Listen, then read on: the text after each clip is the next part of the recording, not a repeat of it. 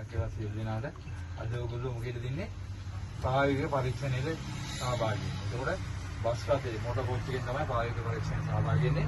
ඒකට මේකේ කරන්න තියෙන දේවල් ටිකක් තියෙනවා. ඒ දේ ටිකම මම පැහැදිලි කරලා කියන්නම්. ඉස්සලාම අපි වාහනේ රිවර්ස් කරලා ඉවරනාට පස්සේ තමයි ඉදිරියට යන්නේ. ඒ ඉදිරියට යන එකේදී ඉස්සලාම දැන් එක තමයි තියෙන අංක අනුව තමයි අපි වාහනේ ඉදිරියට ගෙනියන්නේ. ඒ ගෙනියන්න යනකොට ඉස්සලාම කරන්න ඕනේ වාහනේ ඉඳගෙන මොකද කරන්නේ? සීට් එක හදාගන්න.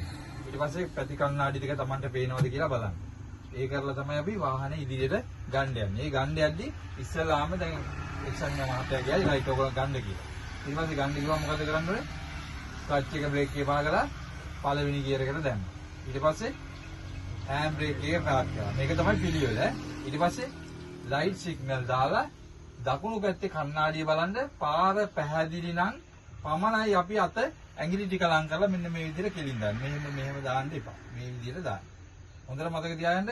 ඔය මම YouTube එකේ අපි දැම්මා සමහර අය අහනවා සීට් බෙල්ට් නැද්ද මෙහෙම කියලා. මේක 62 කාණ්ඩේ වාහන නිසා සීට් බෙල්ට් එකක් අවශ්‍ය නැහැ. 2000න් පස්සේ වාහන වලට තමයි සීට් බෙල්ට් එක. අනික හෑන්ඩ් සිග්නල් ඇයි දාන්නේ කියලා අහනවා. දැන් මේ නවීන තාක්ෂණය. නමුත් ඔයගොල්ලෝ හෑන්ඩ් සිග්නල් කියන එකක් දන්නේ නැහැ. ඒකෝට මේක හුරු කරන්න තමයි අපි දාන්නේ. එක්සැමිනර් බලන්නේ මේක දන්නවද කියන එක. නමුත් අදටත් ඉන්න බස් වලට විදුරෝ හෑන්ඩ් සිග්නල් දාන අය නේ. ගොඩාක් දෙනෙක් දාන්නේ නැහැ. නමුත් පරණ විදුරෝ නම් අත දාලාම තමයි ගන්නෙ. නවත්තද්දිත් එයා හෑන්ඩ් සිග්නල් දානවා. අන්න ඒ මට්ටමට අපි හැදෙන්නේ. අපි හෑන්ඩ් සිග්නල් එකක් දානවා කියන්නේ ඒක ඇත්තම විදුරේ පස්සේ ඒක ලොකු මේව එකක්. එතකොට අන්න හෑන්ඩ් සිග්නල් එක දැම්මා. දාලා ඉවරලා කණ්ණාඩි හොඳට බලලා පාරේ වාහනයක් නැත්තම් අපි වමෙන් ටික වාහනේ ඉස්සරහට ඇවිල්ලා දකුණට ඩින් වින් ගන්න. අරගෙන ඔයගොල්ලෝ ගියර් 1 2 3 4 මාරු කරගෙන යන්න තියෙන්නේ කවුරුත් ඔයගලන්ට කියන්නේ නැහැ ගියර් මාරු කරන්න කියලා. ඒක පාඩිය ඔයගොල්ලෝ ගියර් ටික මාරු කරගෙන ඒ ගියර් වලට සරලන වේගයෙන් යන්න ඕනේ. ඒ යනකොට කිලෝමීටරයක් එකමාරක් දෙයක් විතර බලද්දි එක්සැමිනර් මහත්තයාට තේරෙයි ඔයගොල්ලෝ හොඳට එළවනවා කියලා. එහෙනම් එයා කියනවා වාහනේ නවත්තන්න කියලා. right නවත්තන්න කිව්වා අපි නවත්තන්න බැරි ස්ථාන මොනවාද?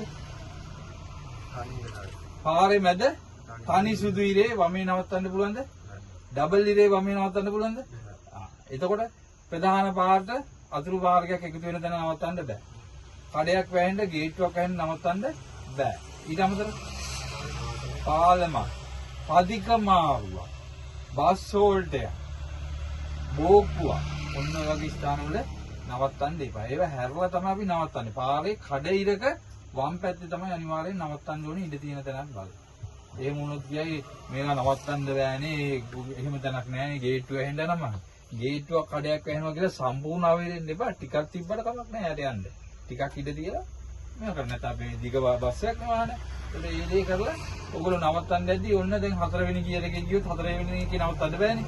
අපි මොකද කරන්නේ? 3 එකට දාලා වේගය අඩු කරා. ඊට පස්සේ ලයිට් සිග්නල් එක දාන්න. දාලා අත එළියට දාලා ඉහළ පහළ 3 පාරක් හොඳට කරන්න. කරලා වම් පැත්තේ කණ්ණාඩිය බලන මේ වම්මේ කණ්ණාඩිය බලන තු වාහනය නතර කරන්න බෑ. වමේ නවත්තන්න යද්දි බ්‍රේක් එකෙන් හොඳට වේගය අඩු කරගන්න. අඩු කරලා හිමින් වාහනේ වමට ගන්න.